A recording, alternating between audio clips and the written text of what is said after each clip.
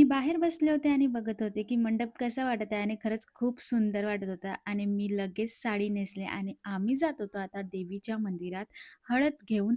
तसं तर मी बोलले, की मी ड्रेसवरच येते, पण भरपूर लेडीज म्हणत होत्या, की "नाही, सर्वांनी साडी नेसल्या आणि तू सुद्धा साडी नेस." म्हणून मग मी साडी नेसले.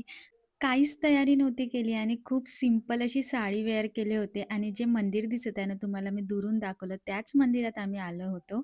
आमच्या घरापासून मंदिर एकदमच जवळ होतं आणि आल्या-आल्या आम्ही पूर्ण मंदिर क्लीन केलं. त्यानंतर सर्वात आधी मयुरीताईंनी पूजा केली, म्हणजे सर्व देवीची आणि मग त्यानंतर 5 सुवासिनींनी देवीला हळद लावली आणि तीच हळद आम्ही नवरदेवासाठी आणणार होतो घरी.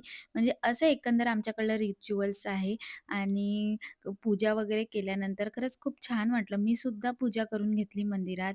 पूजा वगैरे सर्व करून झाल्यावर आम्ही निघालो घरी जायला. पण आम्ही जेव्हा घरी पोहोचलो त्यावेळेस आम्हाला बाहेरच थांबावं लागलं. कारण आमच्याकडे असं आहे, की मंदिरातनं आल्यावर भाकर तुकडा वाळून टाकतात. त्याच नंतर आपण घरी प्रवेश करू शकतो. असं होतं आजचा व्लॉग. भेटूया पुढल्या व्लॉगमध्ये. खूप छान इंटरेस्टिंग व्लॉग्स येणार आहेत. तुम्ही बघत राहा.